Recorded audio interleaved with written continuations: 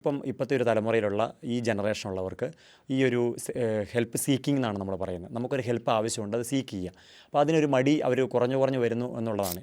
ഞാൻ ഒത്തിരിയേറെ കുടുംബങ്ങളെ ഇപ്പോൾ കണ്ടുകൊണ്ടിരിക്കുകയാണ്. അപ്പോൾ അതിൽ നിന്ന് ഈ പ്രശ്നങ്ങൾക്കൊരു പ്രധാന കാരണമായിട്ട് എനിക്ക് തോന്നിയേക്കുന്നത് ലാക്ക് ഓഫ് കമ്മ്യൂണിക്കേഷൻ എന്ന് പറയും.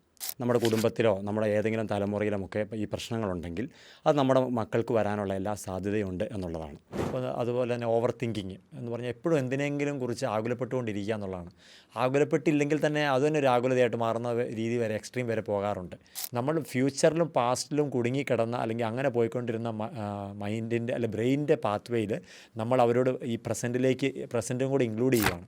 ഇന്ന് എല്ലാവർക്കും ഒരു സൈക്കോളജിസ്റ്റ് എന്ന് കേൾക്കുമ്പോൾ തന്നെ വളരെ ഒരു സന്തോഷമുള്ള കാര്യമാണ്. ഒരാളെ കാണുമ്പോൾ തന്നെ ഇപ്പോൾ എല്ലാവർക്കും ഒരു സൈക്കോളജിസ്റ്റ് ആകണമെന്ന് അതിയായ ആഗ്രഹമുണ്ട്. ഞാൻ ഒത്തിരിയേറെ കുടുംബങ്ങളെ ഇപ്പോൾ കണ്ടുകൊണ്ടിരിക്കുകയാണ്. അപ്പോൾ അതിൽ നിന്ന് ഈ പ്രശ്നങ്ങൾക്കൊരു പ്രധാന കാരണമായിട്ട് എനിക്ക് തോന്നിയേക്കുന്നത് ലാക്ക് ഓഫ് കമ്മ്യൂണിക്കേഷൻ എന്ന് പറഞ്ഞാൽ നമുക്കറിയാം, നമുക്ക് കമ്മ്യൂണിക്കേഷൻ എന്ന് പറഞ്ഞാൽ നമ്മൾ പരസ്പരം ഷെയർ ചെയ്യലാണ്.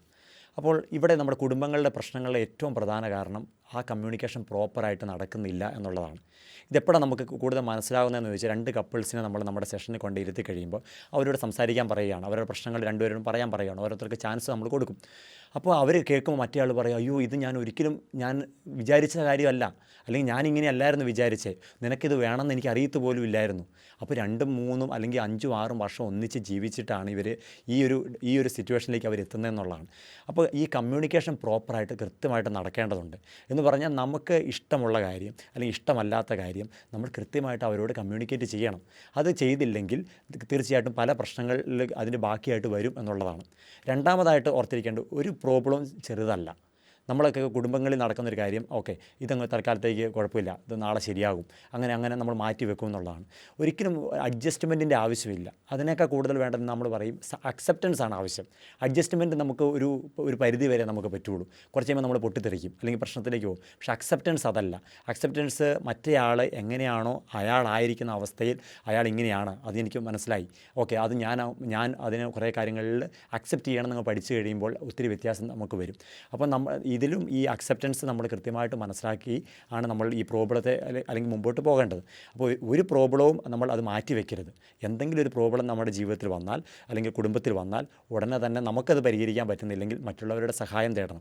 ഈ സഹായം തേടുക എന്ന് പറയുമ്പോൾ നമ്മൾ ഓർത്തിരിക്കുക, നമ്മൾ സാധാരണ സഹായം തേടുന്നത് നമ്മുടെ പേരൻസിൻ്റെ അടുത്ത് അല്ലെങ്കിൽ നമ്മുടെ റിലേറ്റീവ്സിൻ്റെ അടുത്ത്. പലപ്പോഴും നമുക്ക് അവിടെ ഒരു ബയസ്ഡ് വരാനുള്ള എല്ലാ സാധ്യതയുണ്ട്. കാരണം നമുക്ക് വേണ്ടപ്പെട്ടവരെ ന്യായീകരിക്കാനും നമ്മൾ അറിഞ്ഞുകൊണ്ട് ചെയ്യുന്നതല്ല, അവരായിരിക്കും ശരിയെന്ന് നമ്മളൊരു ധാരണ നമ്മുടെ ജീവിതത്തിൽ വരാൻ സാധ്യതയുള്ളതുകൊണ്ട് അൺബയസ്ഡ് ആയിട്ടുള്ള, അതിനാണ് ചിലപ്പോൾ ഒരു ഫാമിലി തെറാപ്പിസ്റ്റ് അല്ലെങ്കിൽ സൈക്കോളജിസ്റ്റ് അല്ലെങ്കിൽ കൗൺസിലേഴ്സ് അവരുടെ അടുത്ത് നിന്ന് കഴിഞ്ഞാൽ അവർക്ക് ആരോടും വരുന്ന 2 കപ്പിൾസിനും അവർക്ക് ഒരുപോലെയാണ്. അപ്പോൾ അവരെ കേൾക്കാനും അവരെ മനസ്സിലാക്കി കാര്യങ്ങൾ കൃത്യമായിട്ട് പറഞ്ഞു കൊടുക്കാനും സാധിക്കും എന്നുള്ളതാണ്. പിന്നെ മൂന്നാമതായിട്ട് ഒരു കാര്യം ഇവിടെ ഓർത്തിരിക്കാനുള്ളത്, വിവാഹത്തിന് മുമ്പ് ഉള്ള ലൈഫും വിവാഹത്തിന് ശേഷമുള്ള ലൈഫും രണ്ടും രണ്ടാണ്. പ്രത്യേകിച്ച് ഇന്നത്തെ കാലഘട്ടത്തിൽ നമ്മൾക്ക് അറിയാം, റിലേഷൻഷിപ്പിലൂടെയാണ് പല കല്യാണങ്ങളിലേക്ക് അവർ പ്രവേശിക്കുന്നത്. അപ്പോൾ അവർ ഒരു ജീവിതം ആസ്വദിച്ച് അല്ലെങ്കിൽ ജീവിതം കണ്ട രീതിയല്ല പിന്നീട് ഒരു കല്യാണത്തിന് ശേഷമുള്ളത്. അത് ഒരു യാഥാർത്ഥ്യമാണ്. അത് നമ്മൾ മുൻകൂട്ടി അംഗീകരിച്ചേ പറ്റുള്ളൂ. കാരണം കുറച്ച് കഴിയുമ്പോൾ അവർക്ക് ബാധ്യതകളായി, ഫിനാൻഷ്യൽ ബേഡൻസ് ഉണ്ട്, കുട്ടികളെ വളർത്തണം. അപ്പോൾ ഇവരുടെ മനസ്സിൽ കിടക്കുന്ന എപ്പോഴും പഴയ കാര്യങ്ങളാണ്. അതിലേക്ക് അതുപോലെ പറ്റുന്നില്ലല്ലോ എന്നുള്ള അതും ഇവരുടെ ഒരു കുടുംബത്തിലെ പ്രശ്നങ്ങളിലേക്ക് നയിക്കുന്നുണ്ട്. അവർ പലപ്പോഴും മറ്റേ ആൾ പറയും, പണ്ട് നീ ഇങ്ങനെ ആയിരുന്നില്ലല്ലോ, പണ്ട് കല്യാണത്തിന് മുമ്പ് ഇങ്ങനെ ആയിരുന്നല്ലോ. പക്ഷേ കല്യാണത്തിന് ശേഷം രണ്ടുപേരുടെയും ജീവിതത്തിൽ ഒത്തിരി മാറ്റങ്ങൾ സംഭവിച്ചിട്ടുണ്ട്. ഒത്തിരിയേറെ റിക്വയർമെൻറ്റ് അവരുടെ ജീവിതത്തിൽ നിന്ന് ആവശ്യപ്പെടുന്നുണ്ട്. അപ്പോൾ ഇത് രണ്ടോടെ ഇവർക്ക് ഒരുപക്ഷെ പറ്റുന്നില്ല, പരാജയപ്പെടാം. അപ്പോൾ അത് കൃത്യമായിട്ട് മനസ്സിലാക്കി രണ്ടുപേരും കല്യാണത്തിന് മുമ്പുള്ള ലൈഫ് വേറെ, കല്യാണത്തിന് ശേഷമുള്ള ലൈഫ് വേറെ എന്നുള്ള തിരിച്ചറിവും കൂടെ ഈ ഫാമിലി ലൈഫ് നയിക്കുന്നവർ ഓർത്തിരിക്കേണ്ടതാണ്. ഇപ്പോൾ എൻ്റെ അടുത്ത് വരുന്നവരെല്ലാം ആദ്യം വരുമ്പം ഡിവോഴ്സ് വേണമെന്നും പറഞ്ഞാണ് അവർ പൊതുവെ അവസാനം ആ സ്റ്റേജിലാണ് നമ്മുടെ അടുത്തേക്ക് വരുള്ളൂ. കാരണം അതുവരെ അവരെല്ലാം അവർക്ക് ചെയ്യാൻ പറ്റുന്നതൊക്കെ ചെയ്ത് ഒരു രക്ഷയില്ല. അപ്പോൾ എല്ലാവരും പറയും ഒരു സൈക്കോളജിസ്റ്റിനെ പോയി കാണും നിങ്ങൾ. അപ്പം അത് ലാസ്റ്റ് സ്റ്റേജാണ്, അപ്പോഴാണ് നമ്മുടെ അടുത്തേക്ക് വരുന്നത്. അപ്പോൾ ഇവർ വന്ന് പറയുന്നത് മിനിമം ഒരു കപ്പിൾ അല്ലെങ്കിൽ 2 പേരും വന്നിട്ട് എന്ത് പറയും, ഞങ്ങൾക്ക് ഡിവോഴ്സ് വേണം.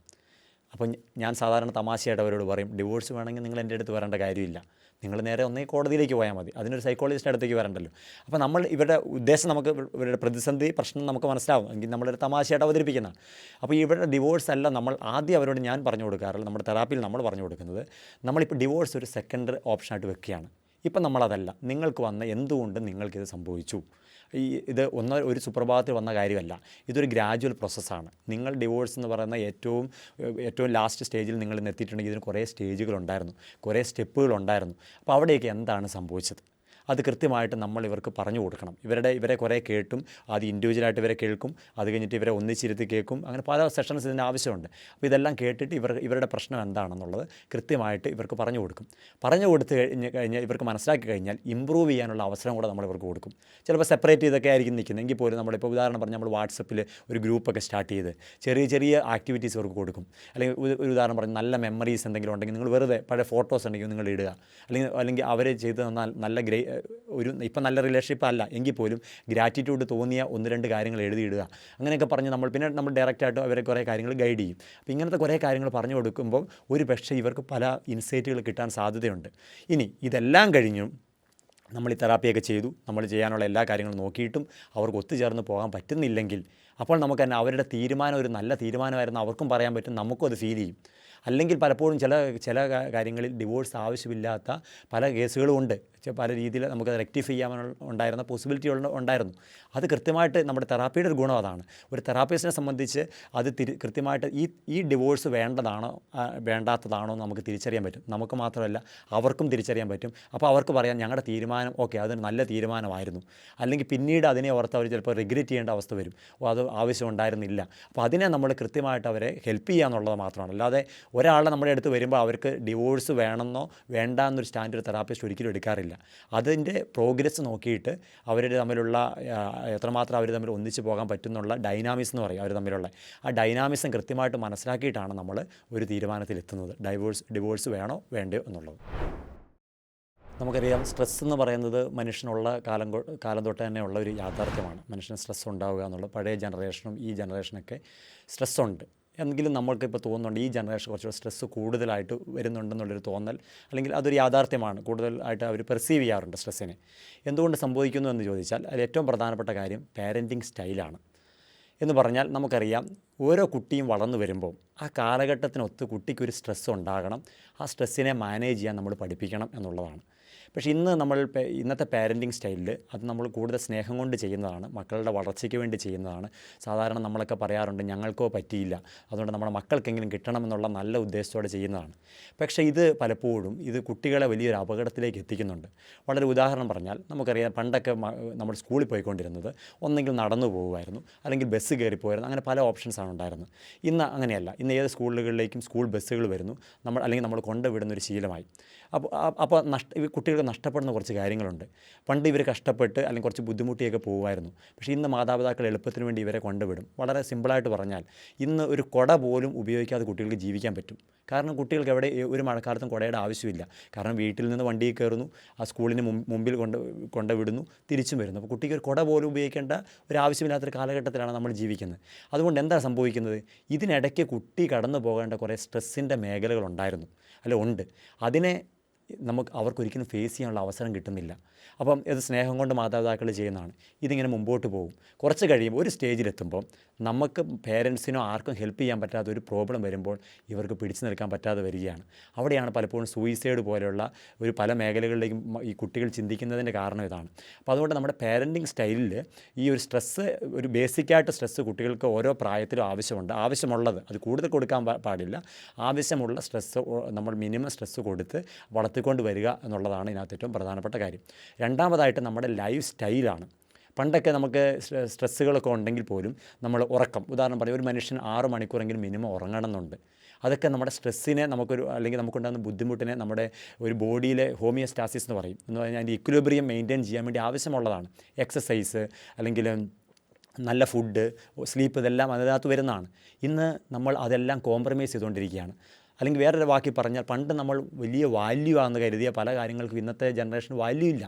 അല്ലെങ്കിൽ നമ്മൾ കൃത്യമായ ടൈം ടേബിൾ ഫോളോ ചെയ്ത് ജീവിക്കുക എന്ന് പറഞ്ഞാൽ പണ്ടൊരു വലിയ വാല്യൂ ആയിരുന്നു. കൃത്യമായ സമയത്ത് എഴുന്നേൽക്കുക, കൃത്യമായ സമയത്ത് കിടക്കുക, ഒരു 6 മണിക്കൂർ ഉറങ്ങുക, ഇതൊക്കെ ഒരു വാല്യൂ ആയിരുന്നു അന്ന്. ഇന്നത്തെ ജനറേഷന് അവർ അറിഞ്ഞുകൊണ്ട് ചെയ്യുന്നതല്ല, അതൊരു വാല്യൂ അല്ല. അപ്പോൾ എന്താണ് സംഭവിക്കുന്നത്? ഇവരുടെ ഉറക്കത്തെ ഡിസ്റ്റർബ് ആകുന്നു, ഇവരുടെ എക്സസൈസ് ഇവരുടെ ജീവിതത്തിലില്ല, ഫുഡ് ഹാബിറ്റ്സ് മാറുന്നു. ഇതൊക്കെ ഇവരുടെ ജീവിതത്തെ ബാധിക്കുമ്പോൾ ഈ സ്ട്രെസ്സ് ലെവലിലേക്ക് കൂടുകയാണ്. പിന്നെ മൂന്നാമതായിട്ട് നമുക്ക് ഒരു കാര്യം കൂടെ ഓർക്കാനുള്ളത്, ഇന്ന് ജോബ് ലെവൽ ഒത്തിരി മാറിയിട്ടുണ്ട്. പണ്ടൊക്കെ അഗ്രികൾച്ചറും അല്ലെങ്കിൽ ചെറിയ ചെറിയ ബിസിനസ്സും കച്ചവടമൊക്കെ ആയിരുന്നു മെയിൻ. ഇന്ന് അങ്ങനെയല്ല. ഇന്നിപ്പോൾ IT ഫീൽഡും പല ഫീൽഡും വരുമ്പോൾ കുറേ റിക്വയർമെൻറ്റ് ഇവർക്കുണ്ട്, കുറേ കാര്യങ്ങൾ ഇവർക്ക് മീറ്റ് ചെയ്യാനുണ്ട്, ടാർഗറ്റ് മീറ്റ് ചെയ്യാനുണ്ട്. അപ്പോൾ ഒത്തിരിയേറെ പ്രഷർ ഇവരുടെ ജോബ് മേഖലയിൽ നിന്നും വരാറുണ്ട്. ഇതൊന്നും ഇവർക്ക് പലപ്പോഴും മാനേജ് ചെയ്യാൻ പറ്റാത്ത ഒരു സിറ്റുവേഷൻ വരാറുണ്ട്. അപ്പോൾ ഇവിടെയൊക്കെ നമുക്ക് പേടിക്കേണ്ട കാര്യങ്ങളൊന്നുമില്ല. സ്ട്രെസ്സ് കൂടുതൽ വരുന്നുണ്ടെങ്കിൽ പോലും അതിനെ മാനേജ് ചെയ്യാനുള്ള സ്കില്ല് നമുക്കുണ്ടായിരിക്കണം. അതിന് സ്ട്രെസ് മാനേജ്മെൻറ്റ് ഒത്തിരി ടെക്നിക്സ് ഉണ്ട്.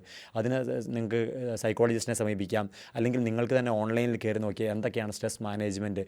ഉദാഹരണം പറഞ്ഞാൽ JPMR, Jacobson progressive muscle relaxation എന്നൊക്കെ പറയുന്ന ഒത്തിരി ബ്രീത്തിങ് എക്സസൈസുകളുണ്ട്, യോഗയുണ്ട്. അപ്പോൾ ഇതൊക്കെ ചെയ്യുമ്പോൾ നമ്മുടെ സ്ട്രെസ് മാനേജ്മെൻറ്റ് നമ്മൾ പഠിക്കുകയും ഈ പറയുന്ന എന്ത് കാരണങ്ങൾ കൊണ്ട് നമുക്ക് സ്ട്രെസ് ഉണ്ടെങ്കിലും അതിനെ മാനേജ് ചെയ്യാൻ നമുക്ക് അതിനുള്ള പ്രാപ്തി ഉണ്ടാവുകയും ചെയ്യും.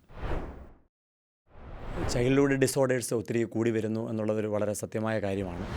പ്രത്യേകിച്ച് ഞാൻ എൻ്റെ MSc ക്ലിനിക്കൽ സൈക്കോളജി പഠനത്തിൻ്റെ വേളയിൽ 1 വർഷം ഞാൻ ചൈൽഡ് സെറ്റിങ്ങിൽ തന്നെയാണ് എൻ്റെ ഇൻറ്റേൺഷിപ്പ് പൂർത്തീകരിച്ചത്. ഒത്തിരി കുട്ടികളുമായിട്ടും പേരൻസ് അവിടെ ട്രീറ്റ്മെൻറ്റിന് വരുന്നത് കാണുകയുണ്ടായി. അപ്പോൾ ഇതിന് പല കാരണങ്ങളുണ്ട് എന്നുള്ളത് സത്യമാണ്. അപ്പോൾ നമ്മൾ ഓർത്തിരിക്കേണ്ട ഒരു കാര്യം, നമ്മൾ ഒരു പ്രശ്നം അല്ലെങ്കിൽ ഒരു പോസിബിലിറ്റി പറയുമ്പോൾ അത് തന്നെ അവിടെ ആപ്ലിക്കബിൾ ആണെന്ന് നിർബന്ധമില്ല. പല കാരണങ്ങളുള്ളത് കൊണ്ട് അതിലെന്ത് വേണമെങ്കിലും ആകാമെന്നുള്ളത് നമ്മളെപ്പോഴും ഓർത്തിരിക്കണം. അപ്പോൾ പ്രത്യേകിച്ച് ചൈൽഡ്ഹുഡ് ഡിസോർഡേഴ്സിൻ്റെ കാരണങ്ങളായിട്ട് പറയുമ്പോൾ ഒന്നാമതായിട്ട് നമ്മൾ ഓർക്കേണ്ടത് ഫിസിയോളജിക്കലായിട്ടുള്ള പ്രശ്നങ്ങളാണ്.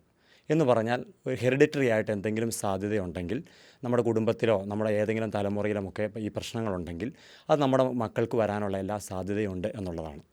രണ്ടാമതായിട്ട് ബർത്ത് കോംപ്ലിക്കേഷൻസ് എന്ന് പറയും. എന്ന് പറഞ്ഞാൽ നമ്മുടെ പ്രഗ്നൻസി തൊട്ട് അമ്മയ്ക്ക് എന്തെങ്കിലും ബുദ്ധിമുട്ടുകളോ ശാരീരികമായിട്ടുള്ള ബുദ്ധിമുട്ടുകളോ പ്രത്യേകിച്ച് ബർത്തിൻ്റെ സമയത്ത് എന്തെങ്കിലുമൊക്കെ ബുദ്ധിമുട്ടുകളൊക്കെ ഉണ്ടെങ്കിൽ അത് തീർച്ചയായിട്ടും ഈ കുട്ടീനെ ബാധിക്കാനുള്ള എല്ലാ സാധ്യതയുണ്ട് എന്നുള്ളതാണ്.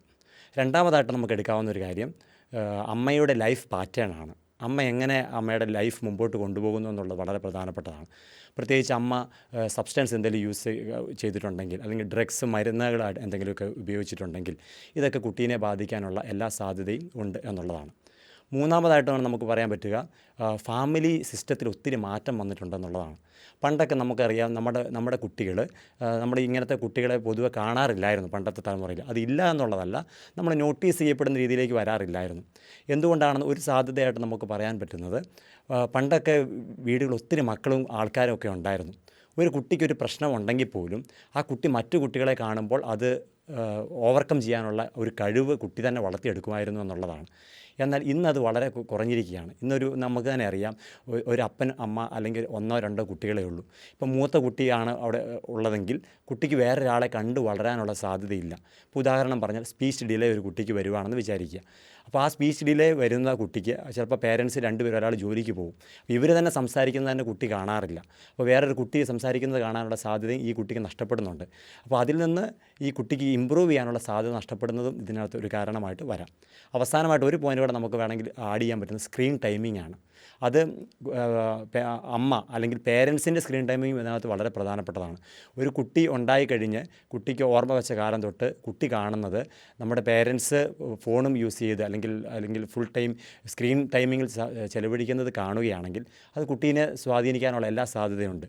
അതിനേക്കാൾ പ്രധാനമാണ് കുട്ടിക്ക് നമ്മൾ ഭക്ഷണം കൊടുക്കുന്നതിനും അല്ലെങ്കിൽ കുട്ടി കരയാതിരിക്കുന്നതിനും അല്ലെങ്കിൽ നമുക്ക് നമ്മുടെ കാര്യങ്ങൾ നടത്തുന്നതിന് വേണ്ടി തൽക്കാലത്തേക്ക് ഈ ഫോണും മറ്റ് കാര്യങ്ങളുമൊക്കെ സ്ക്രീൻ ടൈമിങ് കുട്ടിക്ക് കൊടുക്കുന്നതും ഈ ഒരു ചൈൽഡ്ഹുഡ് ഡിസോർഡേഴ്സ് കൂടാനുള്ള സാധ്യതകളിൽ വരാറുണ്ട്. കുട്ടികൾക്ക് തന്നെ പലപ്പോഴും സ്ട്രെസ്സും പ്രോബ്ലംസൊക്കെ ചെറിയ പ്രായത്തിൽ തന്നെ സംഭവിക്കാറുണ്ട്. അപ്പം അതിന് പല കാരണങ്ങളുണ്ട്. അപ്പോൾ ഒരുപക്ഷെ അവരുടെ പേരൻസിലാരെങ്കിലും അമ്മയോ ആരെങ്കിലും അടുത്തില്ലാത്തതിൻ്റെ ആകാം. അത് കൂടെ അവരെ നോക്കുന്നവർക്ക് കെയർ ടേക്കേഴ്സിനും അറിയാമായിരിക്കാം. പണ്ടും നമ്മളിത് കണ്ടിട്ടുണ്ട്. അപ്പോൾ പക്ഷേ ഏറ്റവും നല്ല ഒരു കാര്യം എന്ന് ഞാൻ പറയും, സൈക്കോളജിസ്റ്റിനെ തന്നെ കാണിക്കുന്നതാണ് നല്ലത്. കാരണം നമ്മൾ വിചാരിക്കുന്ന ഒരു കാര്യമുണ്ട്. ഉദാഹരണം പറഞ്ഞാൽ ഒരു കുട്ടിയുടെ അമ്മ അടുത്തില്ല, അമ്മ എബ്രോഡാണെന്ന് വിചാരിക്കുക. അമ്മേനെ ഗ്രാൻഡ് പേരൻസ് ആണ് നോക്കുന്നത്. അപ്പോൾ ആ ഒരു സിറ്റുവേഷനിൽ നമ്മൾ വിചാരിക്കുന്നുണ്ട് അമ്മ അടുത്തില്ലാത്തതിൻ്റെയാണ് ഇതിൻ്റെ ഒരു പ്രശ്നം എന്നുള്ളത് മാത്രമായിട്ട് നമ്മൾ അതിനെ ചുരുക്കാറുണ്ട്. പക്ഷേ ചിലപ്പോൾ അത് മാത്രമായിരിക്കില്ല. ഈ കുട്ടി അമ്മയില്ലാത്തതിൻ്റെ ബാക്കിയായിട്ട് സ്കൂളിലേക്ക് പോകുന്നുണ്ട്. അപ്പോൾ സ്കൂളിൽ നിന്നും എന്തെങ്കിലുമൊക്കെ ബുദ്ധിമുട്ട് ചിലപ്പോൾ വരാം, കൂട്ടുകാരുടെ അടുത്ത് വരാം, ടീച്ചേഴ്സിൻ്റെ അടുത്ത് വരാം. അമ്മയുണ്ടായിരുന്ന അമ്മയോട് പറയുമായിരുന്നു. ഇപ്പോൾ ഒരുപക്ഷെ അമ്മയോട് പറയാൻ പറ്റില്ല, കാരണം അമ്മ അടുത്തില്ല, ചിലപ്പം ഗ്രാൻഡ് പേരൻസിനോട് അത്ര ഫ്രീഡം കാണത്തില്ല. അപ്പോൾ ഇങ്ങനെ പല സംഗതികൾ ഒന്നുചേർന്ന് വരാനുള്ള സാധ്യതകളുണ്ട്. പക്ഷേ നമ്മളെ സംബന്ധിച്ചിപ്പം ഒരു വീട്ടിലുള്ള ഒരാളെ സംബന്ധിച്ച് നമ്മൾ തന്നെ ഒരു അനുമാനങ്ങളിലേക്ക് എത്തുവാണ്. ഓക്കെ, അമ്മ ഇല്ലാത്തതുകൊണ്ട് കുട്ടിക്ക് ഈ പ്രശ്നമുണ്ട്, അപ്പോൾ അത് നമ്മൾ പരിഹരിക്കാൻ വേണ്ടി നമ്മൾ കുറച്ചുകൂടെ സ്നേഹം കാണിച്ചാൽ പോരെ, അല്ലെങ്കിൽ അമ്മ കാണിക്കുന്നതിനേക്കാൾ കൂടുതൽ സ്നേഹം അപ്പനും അല്ലെങ്കിൽ വീട്ടിലുള്ളവരോട് കാണിച്ചാൽ പോരെ. പക്ഷേ ഒരു ഇതെല്ലാം വളരെ സർക്കുലർ എന്ന് പറഞ്ഞാൽ വളരെ കണക്റ്റഡ് ആണ്. അപ്പോൾ അമ്മ ഇല്ലാത്തതിൻ്റെ പ്രശ്നം സ്കൂളിലേക്ക് മാറാം, സ്കൂളിലേക്ക് മാറിക്കഴിഞ്ഞാൽ ചിലപ്പോൾ ഫ്രണ്ട്സിലേക്ക് മാറാം. അപ്പോൾ ഇങ്ങനെ പല രീതിയിലേക്കും മാറാനുള്ള സാധ്യതയുണ്ട്. അപ്പോൾ ഒരു സൈക്കോളജിസ്റ്റിനെ കാണിച്ചാലുള്ള ഗുണം എന്താണെന്ന് ചോദിച്ചാൽ, കൃത്യമായിട്ട് എന്തൊക്കെ കുട്ടിക്ക് ഫേസ് ചെയ്യുന്നുണ്ട്, അമ്മയില്ലാത്തതായിരിക്കാം ഒരു പക്ഷേ ഒരു പ്രധാന കാരണം, അതുവഴി കണക്റ്റഡ് ആയിട്ടുള്ള ഒത്തിരി പ്രശ്നങ്ങളിലേക്കും കൂടെ എത്താൻ പറ്റും. പക്ഷേ വീട്ടിലുള്ള ഒരാളെ സംബന്ധിച്ച് ചിലപ്പോൾ അത്രയും പറ്റിയെന്ന് വരില്ല. അവർ ഒരു പ്രോബ്ലം മാത്രമേ സോൾവ് ചെയ്യാൻ നോക്കുന്നുള്ളൂ. അപ്പോൾ പക്ഷേ കൃത്യമായിട്ട് ചൈൽഡ് തെറാപ്പിസ്റ്റും ചൈൽഡ് സൈക്കോളജിസ്റ്റൊക്കെ ഒത്തിരി ഇന്ന് എല്ലാ മേഖലകളിലും ഉണ്ട്. അപ്പോൾ അവരൊക്കെ കൊണ്ട് കാണിച്ച ഓരോ ഏജിന് അനുസരിച്ചുള്ള റിക്വയർമെൻറ്റിലേക്ക് ആ കുട്ടി എത്തുന്നുണ്ടോ, അതിന് പ്രത്യേകിച്ച് സോഷ്യലായിട്ടുള്ള ഒരു സിറ്റുവേഷൻ ഉണ്ടോ എന്നുള്ളത് കുറച്ചുകൂടെ മനസ്സിലാക്കാൻ അവർ സൈക്കോളജിസ്റ്റിനെ കാണിച്ചാൽ കൂടുതൽ പ്രയോജനകരമായിരിക്കും എന്നുള്ളതാണ്. നമ്മൾ ഹെൽത്ത് എന്ന് പറയുന്നത് തന്നെ WHO വേൾഡ് ഹെൽത്ത് ഓർഗനൈസേഷൻ ഒരു ഡെഫിനേഷൻ ലേറ്റസ്റ്റ് ആയിട്ട് തന്നിട്ടുണ്ട്. എന്ന് പറഞ്ഞാൽ കംപ്ലീറ്റ് സെൻസ് ഓഫ് വെൽബീയിങ് എന്നാണ്, സ്റ്റേറ്റ് ഓഫ് വെൽബീയിങ് എന്നാണ്. എന്ന് പറഞ്ഞാൽ ഒരു വ്യക്തിക്ക് അവരുടെ കംപ്ലീറ്റ് ആയിട്ടുള്ള ഒരു വെൽബീയിങ് ഉണ്ടായിരിക്കുക. അത് 4 മേഖലകളിലാണ് ഉണ്ടായിരിക്കേണ്ടത്. ഒന്ന് ഫിസിയോളജിക്കലാണ്, എന്ന് പറഞ്ഞാൽ നമുക്ക് മറ്റ് അസുഖങ്ങളൊന്നും ഇല്ലാതിരിക്കുന്നതാണ് ഒരു വെൽബീയിങ്. രണ്ടാമതായിട്ടുള്ളത് മെൻ്റലാണ്, എന്ന് പറഞ്ഞാൽ നമുക്ക് മാനസികമായിട്ട് നമുക്കുണ്ടാകേണ്ട ഒരു വെൽബീയിങ്, എന്ന് പറഞ്ഞാൽ ഒരു സമാധാന സ്വസ്ഥതയോടും കൂടി ജീവിക്കാൻ പറ്റുക എന്നുള്ളതാണ്. മൂന്നാമതായിട്ട് പറയുന്നത് സോഷ്യലാണ്. സോഷ്യൽ എന്ന് പറഞ്ഞാൽ നമ്മുടെ സൊസൈറ്റി നമ്മളെ കുറേ കാര്യം നമ്മളെ പ്രോത്സാഹിപ്പിക്കണം, നമ്മളെ കുറേ കാര്യം അംഗീകരിക്കണം, നമ്മൾ തിരിച്ച് സൊസൈറ്റിക്ക് വേണ്ടി ചെയ്യണം. അപ്പോൾ അതാണ് സോഷ്യൽ എന്ന് പറയുന്നത്. ലാസ്റ്റായിട്ട് ആഡ് ചെയ്തപ്പെട്ടാണ് സ്പിരിച്വൽ എന്ന് പറയുന്നത്.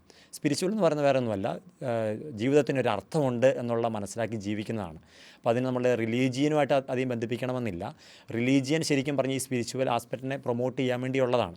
അപ്പോൾ ഇതാണ് WHO അല്ലെങ്കിൽ തന്നിരിക്കുന്ന ഏറ്റവും ലേറ്റസ്റ്റ് ആയിട്ട് ഡെഫിനേഷൻ ഹെൽത്തിനെക്കുറിച്ച്. ഇനി മെൻ്റൽ ഹെൽത്തിലേക്ക് വരുമ്പോൾ നമുക്കറിയാം, മനസ്സ് നമ്മളെപ്പോഴും സാധാരണ ചോദിക്കാറുണ്ട്, എവിടെയാണ് മനസ്സുള്ളത്? നമുക്ക് എവിടെയും നമ്മുടെ ശരീരത്തിൽ അല്ലെങ്കിൽ അനാട്ടമി വരയ്ക്കുമ്പോൾ മനസ്സ് നമ്മളെവിടെയും കാണിക്കാറില്ല.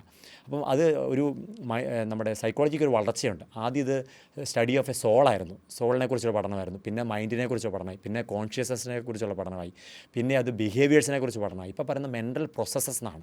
എന്ന് പറഞ്ഞ് ഇപ്പോൾ ന്യൂറോയും ഒക്കെ ആയിട്ട് ഒത്തിരി കണക്ട് ചെയ്തിട്ടാണ് നമ്മൾ ഈ മൈൻഡിനെ നമ്മളിപ്പോൾ മനസ്സിലാക്കിക്കൊണ്ടിരിക്കുന്നത്. അപ്പം ഈ ഒരു സമഗ്രമായ ഒരു വെൽബീയിങ് ആണ് ശരിക്കും പറഞ്ഞാൽ നമുക്ക് ആവശ്യമായിട്ടുള്ളത്. അപ്പം നമ്മൾ മെൻ്റൽ വെൽബീയിങ് എന്ന് പറഞ്ഞ് സിമ്പിളായിട്ട് പറഞ്ഞാൽ, ഒരു വ്യക്തി എങ്ങനെ ചിന്തിക്കുന്നു, എങ്ങനെ ഫീൽ ചെയ്യുന്നു, എങ്ങനെ ജീവിതത്തെ ഹാൻഡിൽ ചെയ്യുന്നു എന്നുള്ളതാണ് ഒരാളുടെ മെൻ്റൽ ഹെൽത്തിൻ്റെ ഏറ്റവും പ്രധാനപ്പെട്ട കാര്യം. ഇന്നത്തെ ലേറ്റസ്റ്റ് സ്റ്റഡികളിലൊക്കെ പറയാറുണ്ട്, ഫ്ലെക്സിബിലിറ്റി എന്ന് പറയും. സൈക്കോളജിക്കൽ ഫ്ലെക്സിബിലിറ്റി എന്ന് പറഞ്ഞാൽ നമുക്ക് ഒരു ഫ്ലെക്സിബിളായിട്ട് നിൽക്കാൻ പറ്റണം. നമുക്ക് നമ്മുടേതായ ഒരു ഉദാഹരണം പറഞ്ഞാൽ, നമ്മളൊരു റൗണ്ട് വരയ്ക്കുന്നു. നമ്മൾ സാധാരണ പറയുന്ന ആൾക്കാരോടൊക്കെ, പുറത്തുള്ളവരോടൊക്കെ എല്ലാവരും എൻ്റെ റൗണ്ടിലേക്ക് കയറുക, ഈ വൃത്തത്തിലേക്ക് നിങ്ങളെല്ലാം വരാനാണ് പറയുന്നത്. പക്ഷേ അതല്ല ഫ്ലെക്സിബിലിറ്റി എന്ന് പറഞ്ഞാൽ, അതല്ല. നമ്മൾ അവരുടെ അടുത്തേക്ക് ഇറങ്ങി ചെല്ലുവാണ്. അവർക്ക് എന്താണ് വേണ്ടത്, അവർക്ക് വേണ്ട കാര്യങ്ങൾ മനസ്സിലാക്കി അവർക്ക് വേണ്ട രീതിയിൽ നമ്മൾ ചെയ്തു കൊടുക്കുന്നതാണ്. അപ്പോൾ ആ ഒരു ഫ്ലെക്സിബിലിറ്റി ഇന്നത്തെ മെൻ്റൽ ഹെൽത്തിൽ വളരെ പ്രധാനപ്പെട്ട കാര്യമാണ്. അപ്പോൾ ഞാൻ നേരത്തെ പറഞ്ഞു, എങ്ങനെയാണ് ലൈഫിനെ ഹാൻഡിൽ ചെയ്യുന്നതെന്നുള്ള. ഇപ്പോൾ ഒരു പ്രശ്നം വന്നു, അപ്പോൾ അതിനെ നമുക്ക് അഡാപ്റ്റീവ് ഉണ്ട്, മാലഡാപ്റ്റീവ് മെത്തേഡ്സ് ഉണ്ട്. അഡാപ്റ്റീവ് എന്ന് പറഞ്ഞാൽ എന്താ, ഒരു പ്രശ്നം വന്നാൽ കൃത്യമായിട്ട് നമ്മൾ കാര്യങ്ങളെ മനസ്സിലാക്കി അതിനെ പരിഹരിക്കാനുള്ള ചെയ്യുന്ന കാര്യങ്ങളാണ് അഡാപ്റ്റീവ് എന്ന് പറഞ്ഞത്. മാലഡാപ്റ്റീവ് എന്ന് പറഞ്ഞാൽ എന്താണ്, നമ്മൾ ഫോർ ദ ടൈം ബീയിങ്ങിൽ അതിനെ എങ്ങനെ ഒഴിവാക്കണം. അപ്പോഴാണ് നമ്മളെന്ത് ഡ്രിങ്ക്സിലേക്ക് പോവുക, അല്ലെങ്കിൽ സബ്സ്റ്റൻസ് യൂസിലേക്ക് പോവുക. അപ്പോൾ കൃത്യമായിട്ടൊരു പ്രശ്നം നമുക്ക് ജീവിതത്തിൽ നമ്മൾ മുമ്പോട്ട് പോകുമ്പോൾ പ്രശ്നങ്ങൾ ഉണ്ടാവുക സ്വാഭാവികമാണ്. അപ്പോൾ ആ പ്രശ്നങ്ങളെ ഏറ്റവും നല്ല രീതിയിൽ മനസ്സിലാക്കി അതിനെപ്പറ്റി ചിന്തിച്ച് അതിനെപ്പറ്റി കൃത്യമായ ഫീലിങ്സ് നടത്തി അതിനെ കൃത്യമായിട്ട് ഹാൻഡിൽ ചെയ്യാൻ ഒരാൾക്ക് പറ്റുന്നതിനെയാണ് നമ്മൾ ശരിക്കും പറഞ്ഞാൽ പറ്റുന്നവർക്കാണ് അവർക്ക് മെൻ്റൽ ഹെൽത്ത് ഉണ്ട് എന്ന് പറയുക. പലർക്കും ആങ്സൈറ്റി വളരെ കൂടുതലാണ്. അത് അവരുടെ പേഴ്സണാലിറ്റിയുടെ നേച്ചർ കൊണ്ടാകാം, ചിലപ്പോൾ അവരുടെ ഹെറിഡിറ്ററി ആയിട്ട് പേരൻസ് ചിലപ്പോൾ അങ്ങനെയായിരിക്കാം. അപ്പോൾ പല രീതിയിൽ നമുക്ക് ആങ്സൈറ്റി വരാനുള്ള എല്ലാ സാധ്യതയുണ്ട്. അപ്പോൾ അതുപോലെ തന്നെ ഓവർ തിങ്കിങ് എന്ന് പറഞ്ഞാൽ എപ്പോഴും എന്തിനെങ്കിലും കുറിച്ച് ആകുലപ്പെട്ടുകൊണ്ടിരിക്കുക എന്നുള്ളതാണ്. ആകുലപ്പെട്ടില്ലെങ്കിൽ തന്നെ അതുതന്നെ ഒരു ആകുലതയായിട്ട് മാറുന്ന രീതി വരെ, എക്സ്ട്രീം വരെ പോകാറുണ്ട്. അപ്പം ഈ ഓവർ തിങ്ക് എന്ന് പറഞ്ഞാൽ എന്താണ്, അതൊരു ഒന്നെങ്കിൽ എബൌട്ട് പാസ്റ്റ് അല്ലെങ്കിൽ ഫ്യൂച്ചറാണ്. അപ്പോൾ നഷ്ടപ്പെടുന്നത് പ്രസൻറ്റാണ്. അപ്പോൾ ഇതിനെ നമുക്ക് പരിഹരിക്കാൻ, അല്ലെങ്കിൽ ഇതിനെ കൃത്യമായിട്ട് നമുക്ക് ഈ ഓവർ തിങ്കിങ് ഒഴിവാക്കാൻ, ആങ്സൈറ്റി ഒഴിവാക്കാൻ വേണ്ടി നമ്മൾ അവരോട് പറയുക, നിങ്ങളിപ്പോൾ ഒരു കാര്യം ചെയ്യുക, പ്രസൻറ്റിൽ കോൺസെൻട്രേറ്റ് ചെയ്യുക എന്നുള്ളതാണ്. അപ്പോൾ ഇങ്ങനെയുള്ള വ്യക്തികൾക്ക് അവരുടെ ബ്രെയിനിൽ ഒരു പാത്വേ ഓൾറെഡി ക്രിയേറ്റ് ചെയ്യപ്പെട്ടിട്ടുണ്ട്. എന്താണ്? എപ്പോഴും പാസ്റ്റിനെക്കുറിച്ചും ഫ്യൂച്ചറിനെക്കുറിച്ചും ഓർത്ത് പോവുക എന്നുള്ള ഒരു പാത്വേ ആയിട്ടുണ്ട്. അപ്പോൾ നമുക്കൊരു മാറ്റം വരണമെങ്കിൽ ആ പാത്വേയിലാണ് മാറ്റം വരേണ്ടത്. അപ്പോൾ അവിടെയാണ് നമ്മൾ ശരിക്കും പറഞ്ഞാൽ അവരോട് പ്രസൻറ്റിൽ, അവിടെയാണ് നമ്മളിപ്പോൾ ലേറ്റസ്റ്റ് ആയിട്ട് മൈൻഡ്ഫുൾനെസ് എന്ന് പറഞ്ഞ കോൺസെപ്റ്റൊക്കെ വരുന്ന അവിടെയാണ്.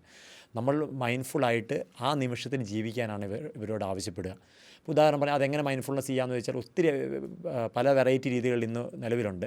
ഇപ്പോൾ ഒരു വളരെ സിമ്പിളായിട്ട് പറഞ്ഞാൽ നമ്മൾ ഡൊമസ്റ്റിക് കൊയേഴ്സ് എന്ന് പറയും. വളരെ നമ്മൾ ഡെയിലി ചെയ്യുന്ന കാര്യങ്ങളിൽ നമുക്ക് വേണമെങ്കിൽ ഇത് ഉൾപ്പെടുത്താം. ഉദാഹരണം പറഞ്ഞാൽ ബ്രഷ് ചെയ്യുന്നു. നമ്മൾ എല്ലാ ദിവസവും ബ്രഷ് ചെയ്യുകയും കുളിക്കുകയൊക്കെ ചെയ്യുന്നവരാണ്. നമ്മളിതൊന്നും അറിയുന്നില്ല. നമ്മൾ വേഗം ബ്രഷ് ചെയ്യുന്നു, നമ്മൾ കുളിക്കുന്നു, പോരുന്നു. പക്ഷേ ഇവരോട് നമ്മൾ ഇങ്ങനത്തെ ടെൻഡൻസി ഉള്ളവരോട് നമ്മൾ പറയുക, നിങ്ങൾ ബ്രഷ് ചെയ്യുന്നത് അറിഞ്ഞുകൊണ്ട് ചെയ്യണം. നമ്മുടെ ബ്രഷിൻ്റെ ഓരോ ഭാഗത്ത് പല്ലിൻ്റെ ഓരോ സൈഡിലും ബ്രഷ് വന്ന് ടച്ച് ചെയ്യുന്നത് നമ്മൾ അറിയണം. പിന്നെ മുഖം അല്ലെങ്കിൽ വായിൽ വെള്ളം നമ്മൾ കൊള്ളുമ്പോൾ കൃത്യമായിട്ട് നമ്മൾ അത് സെൻസ് ചെയ്തുകൊണ്ട് നമ്മൾ ചെയ്യണം.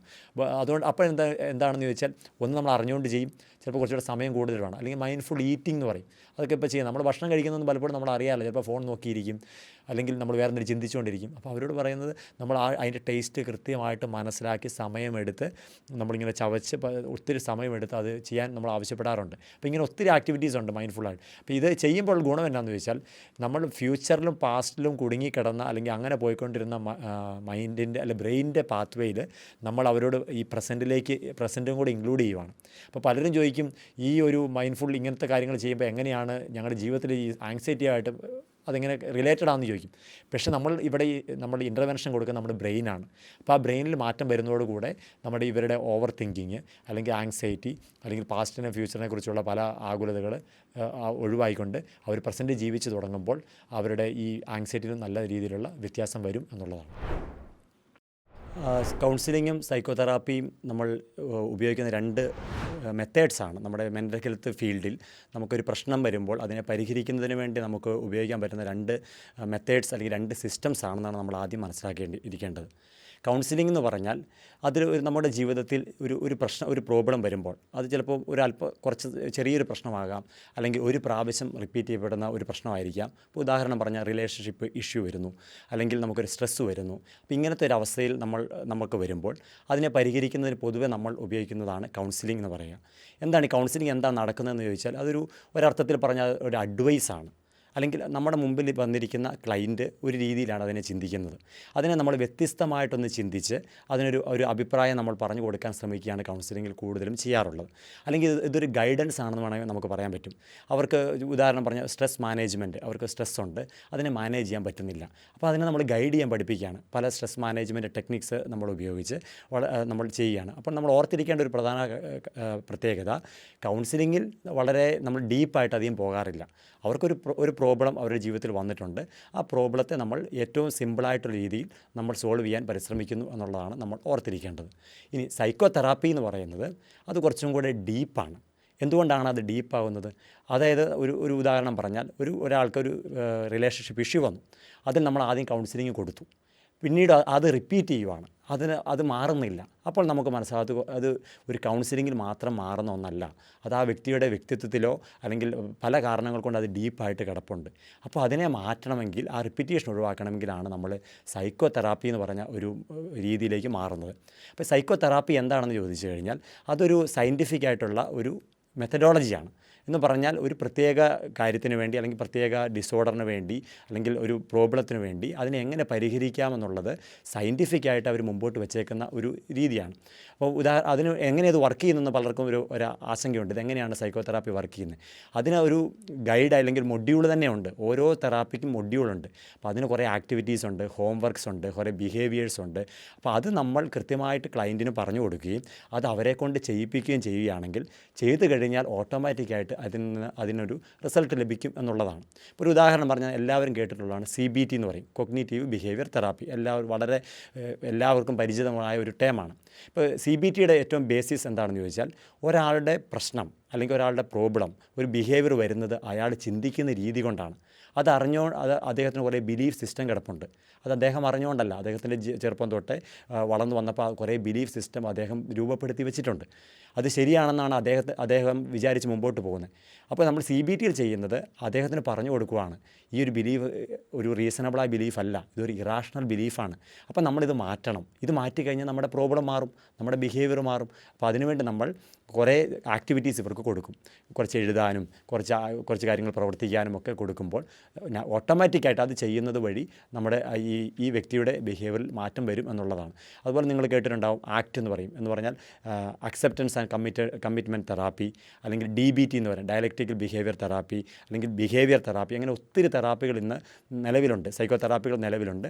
അപ്പോൾ നമ്മൾ ഓർത്തിരിക്കേണ്ട കാര്യം ഇത്രയേ ഉള്ളൂ, ഇതിനെല്ലാം കൃത്യമായിട്ടൊരു മൊഡ്യൂളുണ്ട്. അത് കൃത്യമായിട്ട് മുമ്പോട്ട് വെച്ചവർക്ക് കൃത്യമായൊരു തിയറിയുണ്ട്.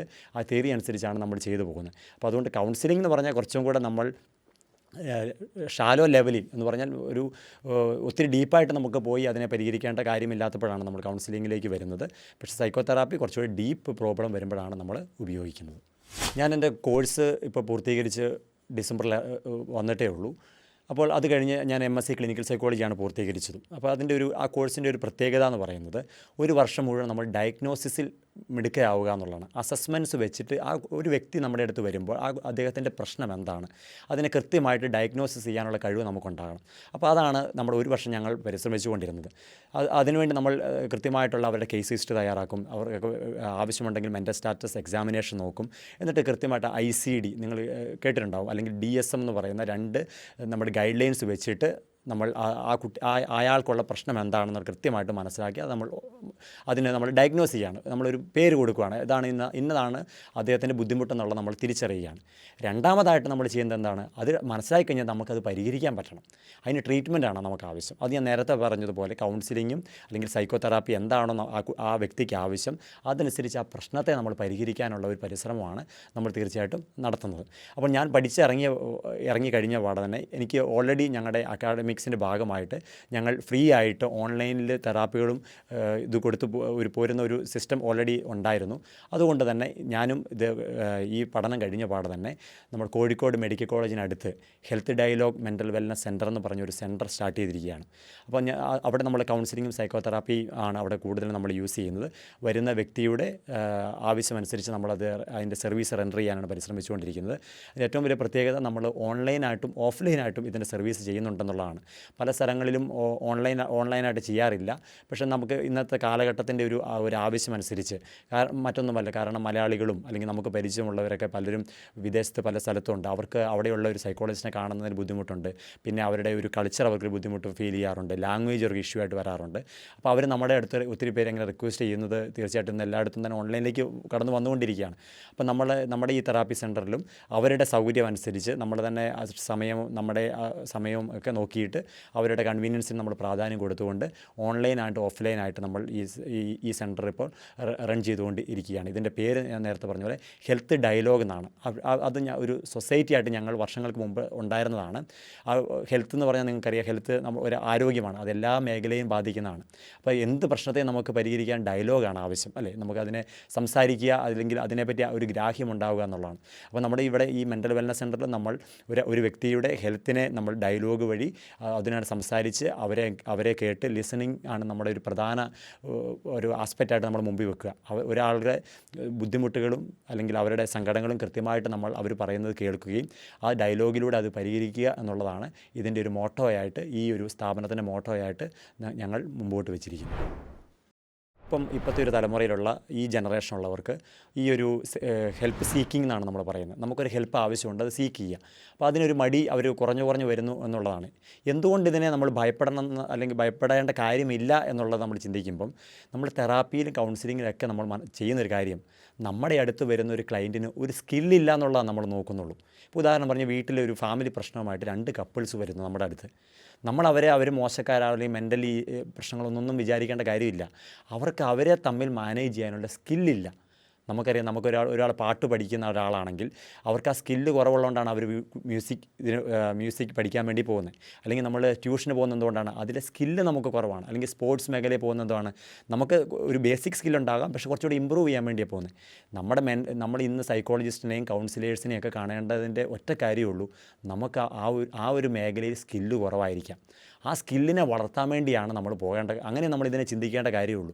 അല്ലാതെ ഒരു മെൻ്റലി ഇല്ലെന്നുള്ള കോൺസെപ്റ്റിലേക്ക് നമ്മൾ പോകേണ്ട ഒരു കാര്യമില്ല. കാരണം നമുക്കുണ്ടാകേണ്ട ഒരു ഞാൻ നേരത്തെ പറഞ്ഞതുപോലെ ഒരു ഫാമിലി പ്രശ്നം വരുന്നു, ഫാമിലിയിൽ പൊതുവേ ഉണ്ടാകേണ്ട കുറച്ച് സ്കില്ലുകളുണ്ട്, രണ്ടുപേരും തമ്മിൽ ജീവിക്കുമ്പോൾ ഉണ്ടാകേണ്ട സ്കില്ലുണ്ട്. എല്ലാവർക്കും എല്ലാ സ്കില്ലും ഉണ്ടാകണമെന്ന് നിർബന്ധവുമില്ല. അപ്പോൾ ആ സ്കില്ലില്ല എന്നുള്ള തിരിച്ചറിഞ്ഞ് അവർ നമ്മുടെ അടുത്ത് വരുമ്പോൾ നമ്മൾ അവർക്ക് മനസ്സിലാക്കി കൊടുക്കുന്നു, നിങ്ങളുടെ ഈ ഒരു സ്കില്ല് നിങ്ങൾക്കില്ല, അല്ലെങ്കിൽ അത് നിങ്ങൾ കുറച്ചുകൂടെ വർക്കൗട്ട് ചെയ്യണം, അല്ലെങ്കിൽ നമ്മൾ ഒന്നു ചേർന്ന് വർക്ക് ചെയ്യണം. അതിന് നമ്മൾ കുറേ ഒരു ആക്ടിവിറ്റീസ് അവർക്ക് കൊടുക്കുന്നു. അപ്പോൾ അത് കൊടുത്തു കഴിയുമ്പോൾ ഇവർക്ക് ഓട്ടോമാറ്റിക്കായി സ്കില്ല് വരും. ആ സ്കില്ല് അല്ലെങ്കിൽ ഒന്നിച്ച് മുമ്പോട്ട് പോകുന്ന സ്കില്ലായിരിക്കാം, അഡ്ജസ്റ്റ്മെൻറ്റിൻ്റെ അല്ലെങ്കിൽ അക്സെപ്റ്റൻസിൻ്റെ സ്കില്ലായിരിക്കാം.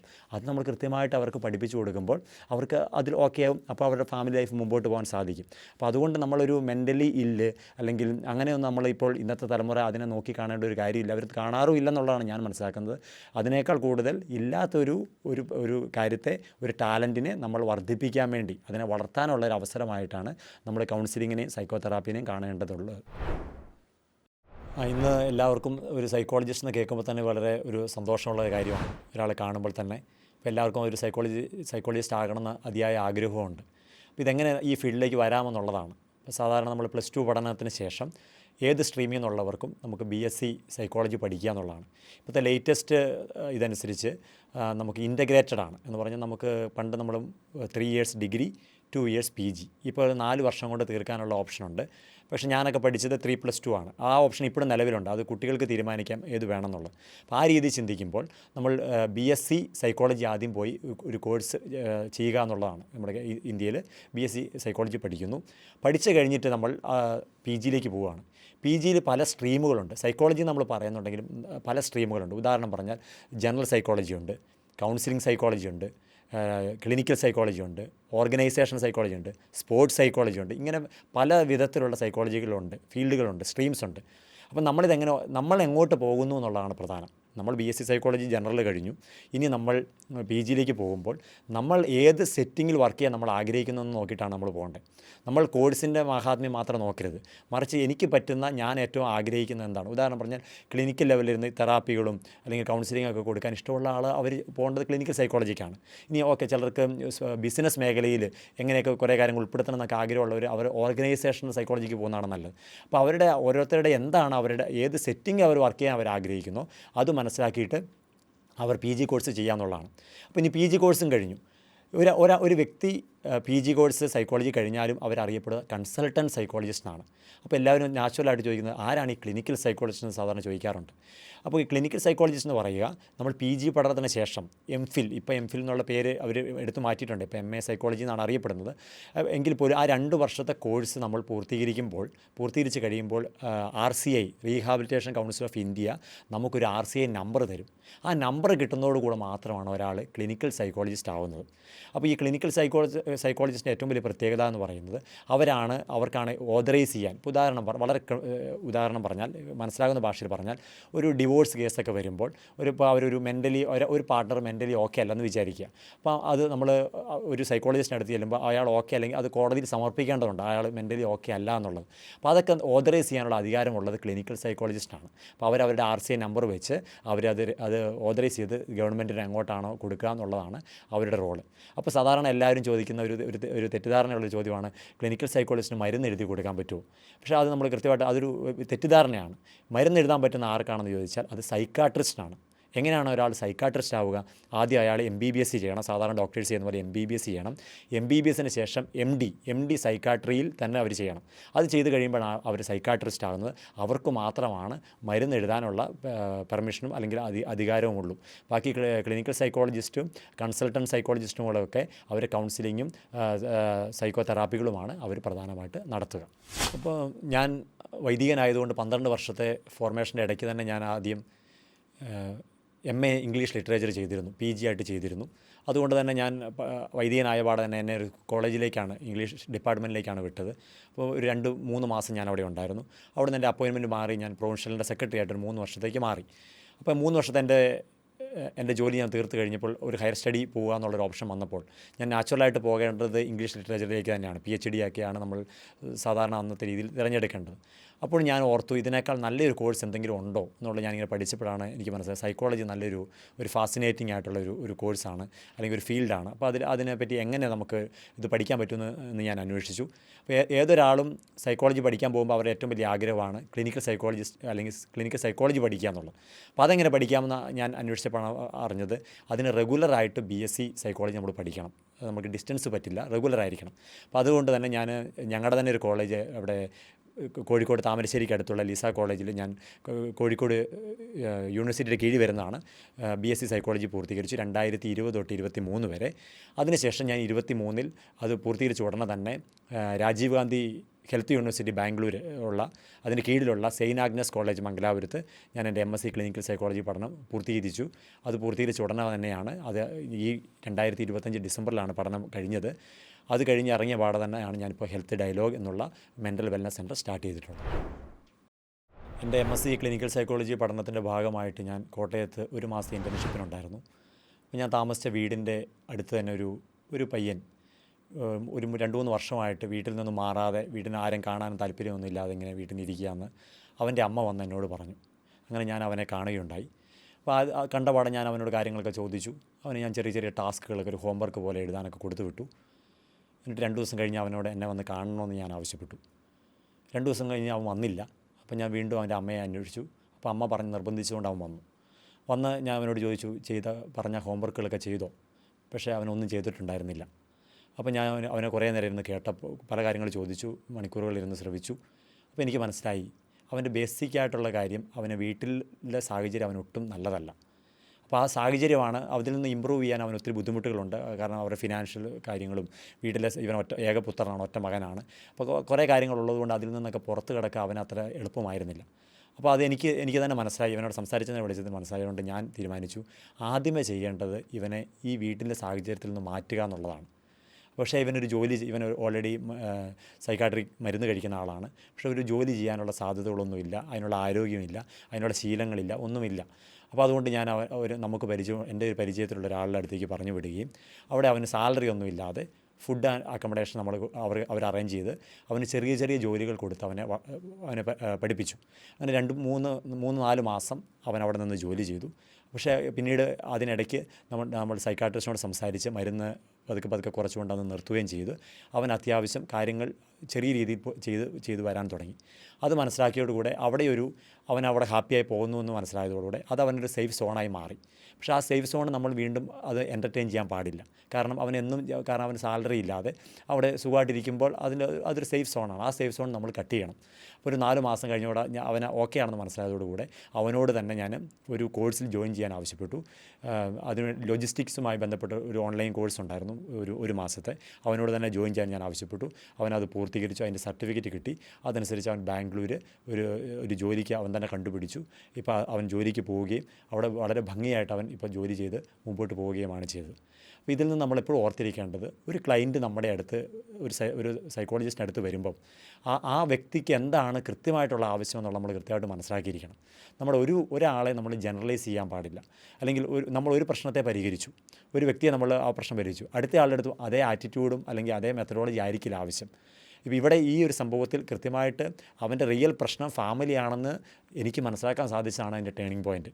അല്ലാതെ ഞാൻ ആ ഫാമിലിയെ തന്നെ നിർത്തി ഞാൻ എന്തൊക്കെ ചെയ്താലും ഒരുപക്ഷെ ഇമ്പ്രൂവ്മെൻറ്റ് വരണമെന്ന് നിർബന്ധമില്ല. അപ്പോൾ അതുകൊണ്ട് ഒരു സൈക്കോളജിസ്റ്റ് അല്ലെങ്കിൽ ഒരു തെറാപ്പിസ്റ്റിൻ്റെ ഏറ്റവും വലിയ മികവ് എന്ന് പറയുന്നത് ആ ക്ലയൻറ്റിന് എന്താണ് റിയൽ ആവശ്യം, ആ ക്ലയൻറ്റിനെ മുമ്പോട്ട് പോകുന്ന തടസ്സമായി നിൽക്കുന്ന റിയൽ പ്രോബ്ലത്തെ ഐഡൻറ്റിഫൈ ചെയ്യാനും അത് കൃത്യമായി മനസ്സിലാക്കി അതിൽ നിന്ന് മാറ്റുമ്പോഴാണ് അവർക്ക് പിന്നീടുള്ള എല്ലാ കാര്യങ്ങളോടും അവർക്ക് പോസിറ്റീവായിട്ട് പ്രതികരിക്കാൻ സാധിക്കുക എന്നുള്ളതാണ്.